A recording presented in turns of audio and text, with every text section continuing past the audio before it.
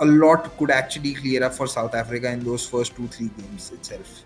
On the big day, some of the decisions that they've made that have left you scratching your head that, okay, why this? Why not that? Why this? Why not that? I'm not sure Rabada, Kurtzi and Janssen are the kind of options you would want to have going into the final 10 overs. It's their bowling that has to act as a unit. I think their batting is self-sufficient. There's a lot to be excited about for South Africa, but you also know where they can go wrong.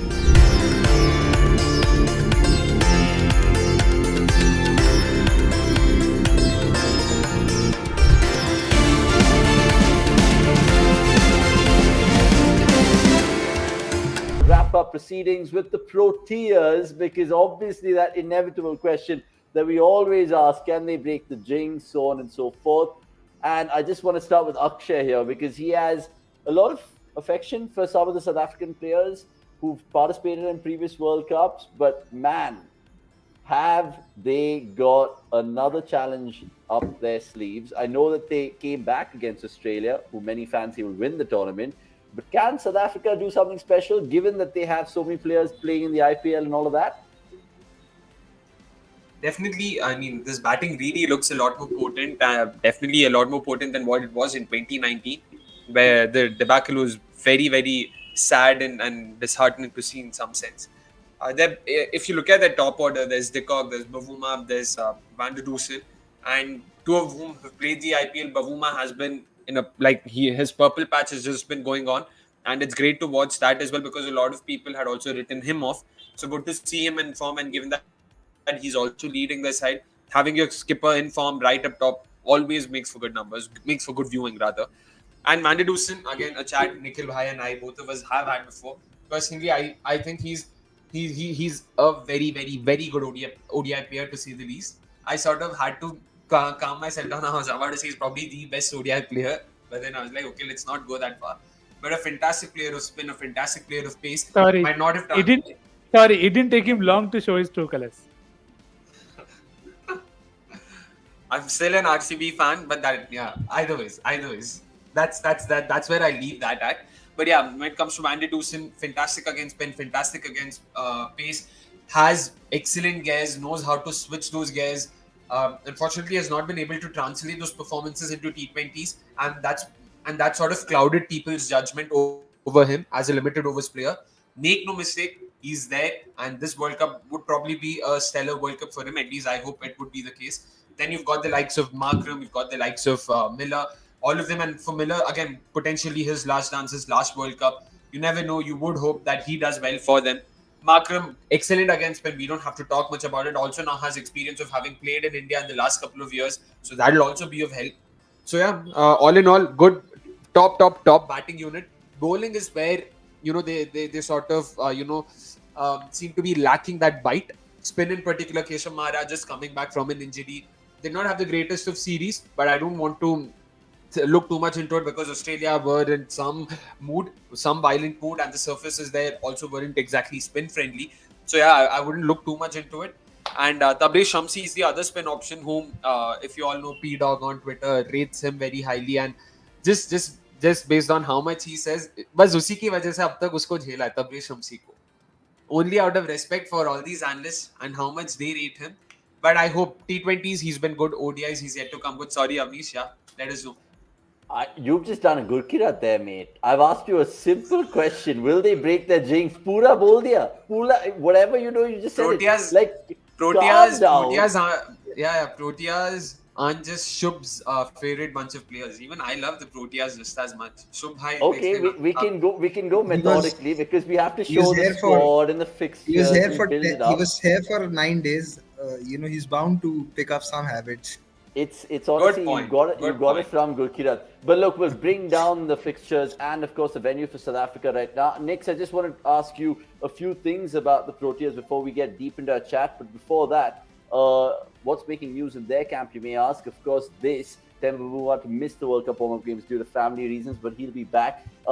South Africa, tragically, they couldn't play a single ball because of the rain in their first warm-up game, but I think they take on New Zealand. So I think that'll give them some sort of confidence.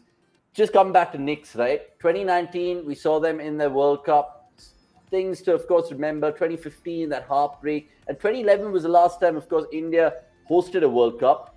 Do you think it'll pretty much be that 2011 World Cup for them, an encore of that result and performance, or not really? See, it could be, but it could not be. I think the bowling is something that's going to take care of the side. I think the batting is good enough, as good as it gets, as good as it gets. Better prepared as well. The injury to Nokia really hampers them a lot because in batting, I don't think they could have picked a better options. You have Quinton Babuma, then you have Rasi, top three, one of the best top three that you will see in this World Cup, followed by Markram, Klaas, and Miller. Now, if this top six is not enough, nothing will be. So I think in terms of batting, they are pretty much sorted. The way they came back in the series against Australia tells us there's a lot of character, and there's always been a lot of character in the South African sides. It's just been on the big day, some of the decisions that they've made that have left you scratching your head that okay, why this, why not that, why this, why not that. So I'm hoping this is the World Cup where I really rate Babuma's captaincy a lot more. I don't know how many fans he has, but I think he's someone who's very tactically. I don't. I wouldn't wanting to rate him with somebody else, but I think he gets the job done on the very given day. So that's where I hope Babuma and the leadership group, whoever they want to make it a part of, they are able to take the right people on the very given day because they have the depth, but it's their bowling that has to act as a unit. I think their batting is self-sufficient, but if the bowling is able to click together, then I think this is finally the year that if not India, it's South Africa. And now that you've said that, it compels me to understand your best 11, which I'll, of course, put out in about 5 minutes' time. But and not to forget the SWOT analysis that you prepared for South Africa. And I'll come to Gurkirat right now. But before him, the comments jumping in saying Nokia injury just ruined their chances. Nikhil Baiju saying, we'll make semis, but South Africa win because you know or won't win. He goes on to correct himself quickly after. And then Pranavanand saying, South Africa are my dark horses this time. Instead of the perennial New Zealand, good players of Spain, and I feel Maharashtra is doing the job, while Abbas Kunde mentions that C word, Gurkirat. How do they shrug it off? What is to take the monkey off the back, man? Come on. You look at that squad, we'll show it to you again. What do you like about South Africa's squad? Is it the bowling? Is it as obvious as that?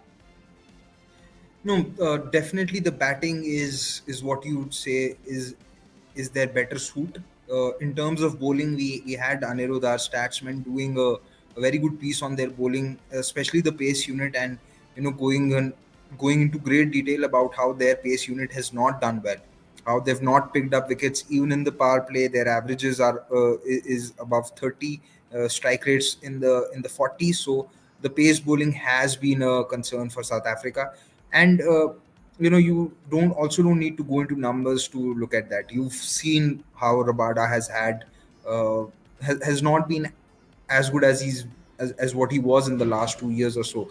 So in the absence of Nokia, you'd really want him to probably turn back those years and uh, be how he was in the 2019 World Cup or before that. And coming to South Africa choking, I'm really not sure if you could say that after the 2015 World Cup, because last World Cup they never got in a position to choke. They were not the favorites going into the tournament, and they did not perform like that. In 2021 World T20, you could actually say that they were slightly unlucky. They won 4 games but could not make it to the semi-finals, and that one game that they lost was again toss not in their favor. Probably could have done better on that net run rate front.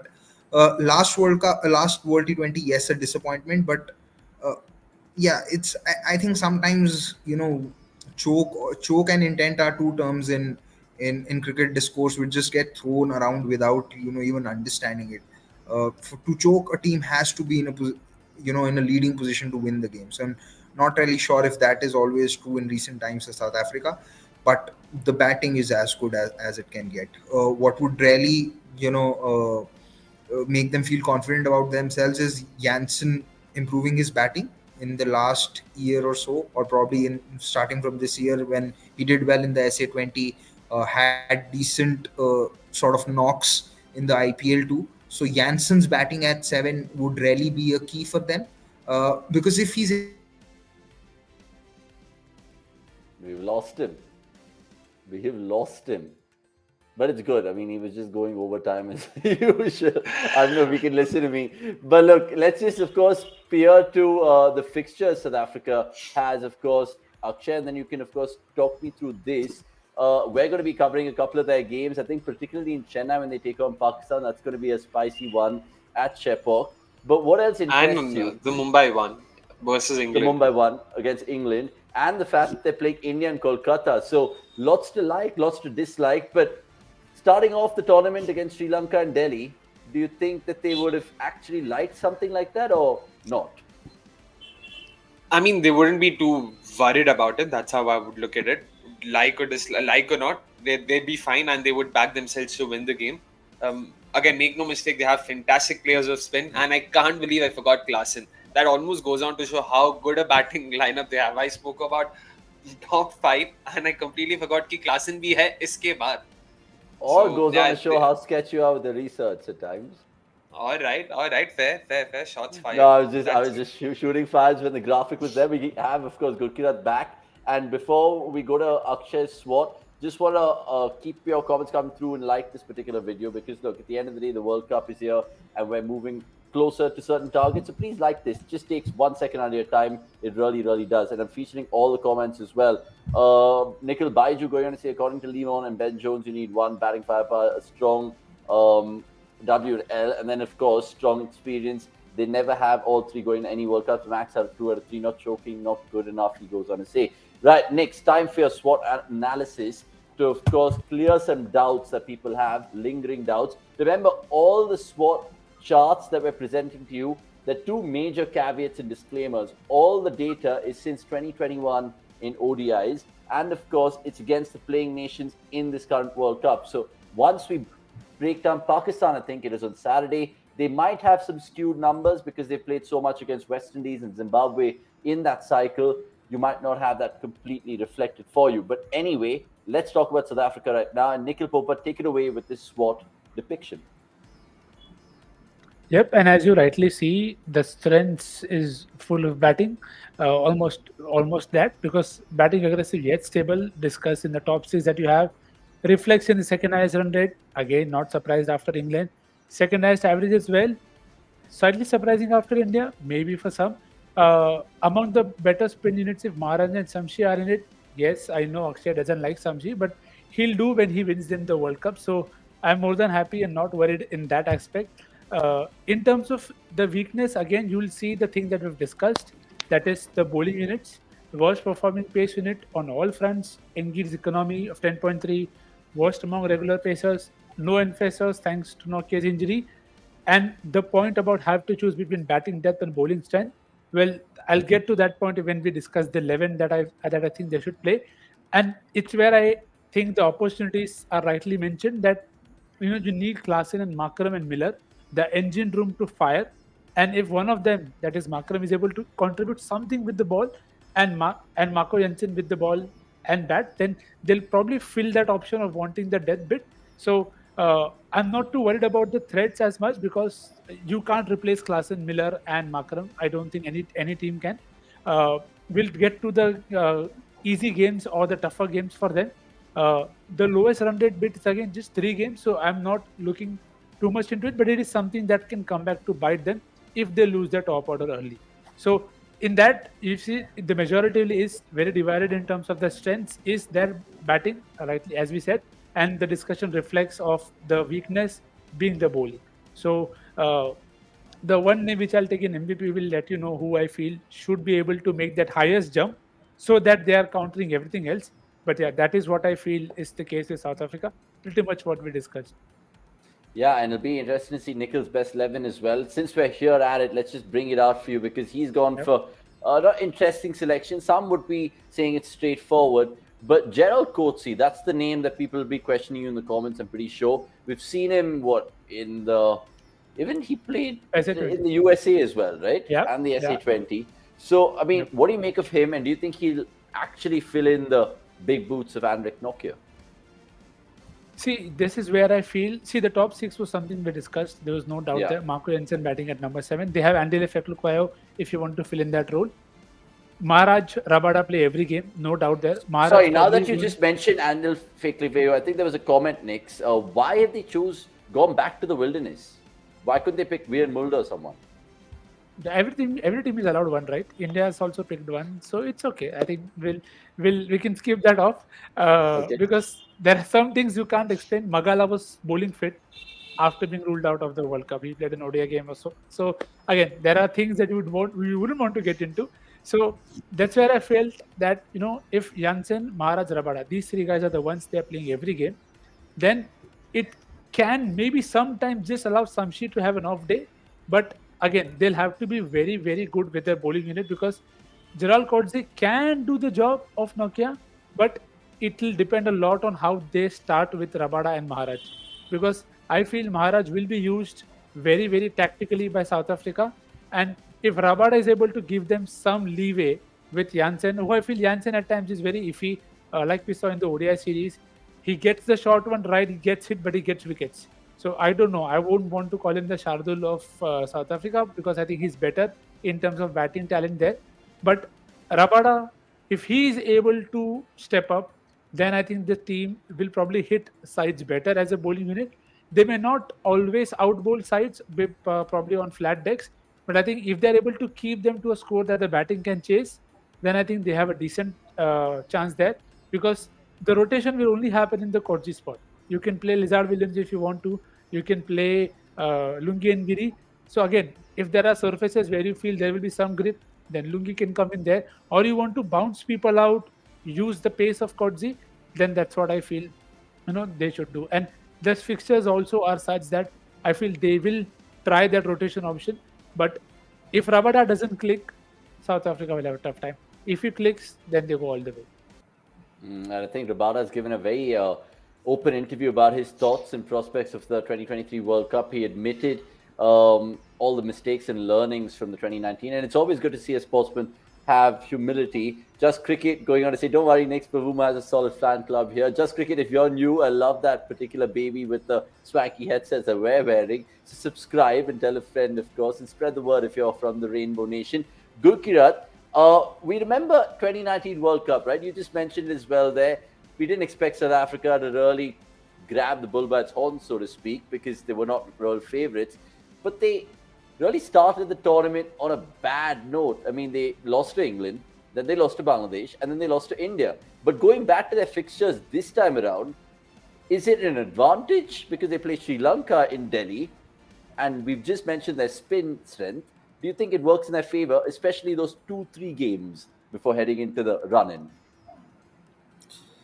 Yeah, I mean, every side would actually look to have at least first two fixtures which are favorable to them because uh, cricket, it's a very confidence is a very funny thing. If you've been able to win two games on the trot, even if they were those two lucky wins, you'll start believing that you can get out of jail and win those games. And if you again start off by losing two games, then you would have a lot of self doubts. Then there's the outside noise which comes in, the tendency to drift away from what you thought was your perfect starting 11 or the best 11 is more so. Yes, it's a factor. Again, it's difficult to sum up this factor in numbers or in quantitative terms, but it's a huge qualitative factor.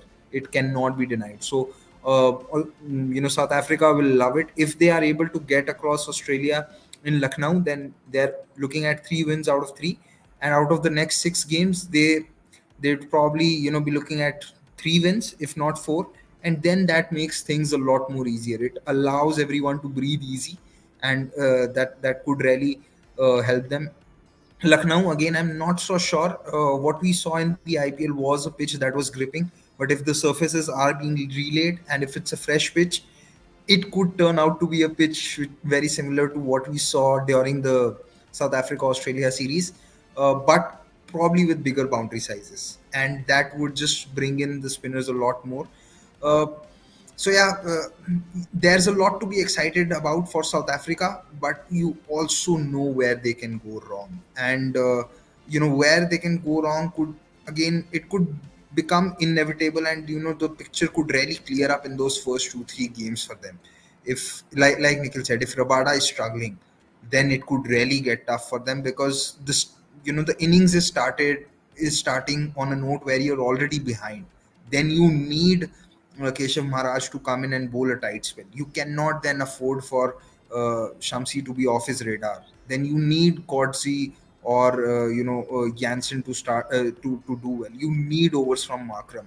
You need him to bowl tightly. So uh, a lot could actually clear up for South Africa in those first 2-3 games itself.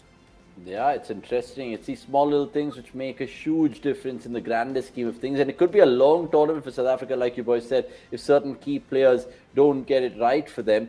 Pranav Anand going on to say Australia versus South Africa, Australia versus India, all high scoring series, but in the World Cup, formers playing in Lucknow, the latter's playing in Chepauk. And Ame, like Chris, we're going to answer all questions, bizarre questions, fun ones, weird ones, serious ones like this on Tuesday with Gurkirat and Soman. Of course, we'll shed light about it on the Monday Night Live as well in terms of the venues. Pranav Anand going on to say, do South Africa have the firepower to defeat England in the Wankhede? I feel they have, but I feel the lack of batting depth might restrict them. And then, of course, the different Nikhil saying teams that overrate their bowling strength always in for a shock during the World Cups. When in doubt, throw batter heavy like the All squad. Finally, let's just finish the South African chat with predictions and MVP. I can guess, but I can only guess. You guys will have to tell me. Akshay, where are you going for in terms of the South African finish? I know I have them in the dizzy heights of top 4. They finished 7th in 2019. Where are you fitting the Proteas in? I feel that they'll just about. No, they won't. Rather, they just miss the cut for the top 4. They'll finish 5th, is what I think. Their batting firepower is probably second to none in this World Cup. But I really feel where they will also struggle is the fact that they don't have too many all-round options. I feel even in the 11 that Nikhil put up, Jansen, Maharaj, Rabada, all of them are playing a spot higher. Ideally, I would have liked Jansen, Maharaj, Rabada to be at number 8, number 9, number 10. Having them at at number 8, 9, and 10. Having them at 7, 8, 9. And also on top of that, not having too many bowling options in their top 6. I know Makram is there, he can give them a few overs, but I'm not sure Makram, I didn't see him do much, do anything of note in the Australia series. And although our conditions would be a lot more helpful. So if that happens, then yeah, or else they're playing essentially with just 5 bowlers. And we've spoken about how having limited bowling options, like they said, they can't afford to have Rabada not having an off day. They can't afford to have Shamsi having an off day. Yeah, so that could be a cause of concern. And death bowling as well. I'm not sure Rabada, Kurtzi, and Jansen are the kind of options you would want to have going into the final 10 overs. So all things said and done, I would say 5th is where they would finish. Okay, and your MVP? MVP, yeah, I'm going. Klaasen definitely is going to be the popular choice, but I'll go with Van der Dusen because I really want him to succeed and I really want him to go and have a fantastic tournament for South Africa's sake. So I'm going with Rassie Van der Dusen. Okay, Nikhil Baju going on to say, yes, Akshay, you're right. They need Jansen at 8. And then Amit Gooner saying top 4, Abbas saying 5th. Next, Gurkirat, your turns. Predictions for South Africa. Where will they finish? Because I know I have them top 4 and my MVP. I'll tell you guys after you tell me yours. Yeah, I'm also having that. Itna sab hype karne ke baad, if I don't say top 4, then I'm not living up to my own words. So top 4 it is, and the MVP will tell you why. Because the MVP is Makram. He'll take 10 odd wickets, score 450 some kind of runs, and then end up as player of the series, even if India win. So Makram and top 4. Okay, Gurkirat, agree, disagree? I think they can make the top 4, or probably they will. My MVP is Klaasen, and I've had a lot of time for him. I remember going absolutely crazy when Delhi had losing bid for Klaasen in the IPL, and why I say that is because I feel he's capable of disrupting bowling plans of the opposition. Uh, you cannot you I mean he's pretty much capable of taking apart any spin bowling attack at this point of time. And if he gets into his own in those middle overs, captains could rarely get into the spot where they will not know what to do, because if he's taking your premier spinners apart, you will not know where to go, and then that will make things a lot more easy for the other batters to follow. Then that batting depth and everything may not become as big of an issue. So for me, Klaasen could be their MVP. And we've seen that whenever teams have done well or gone on to win the World Cup, they need a solid middle order batter to do the job. So if South Africa go the distance, I feel Klaasen will have a huge role to play. Okay, super. Guys, I just think South Africa will have a belter of a tournament. I agree with Nick's and some of the points that he made was absolutely bang on. I think South Africa, I know two players instantly come to my mind, and I think potentially it'll be their last World Cup, at least in the ODI scheme of things, Miller and de Kock. And I think those two will be super crucial to their success. The Southpaws, I'm calling it here right now.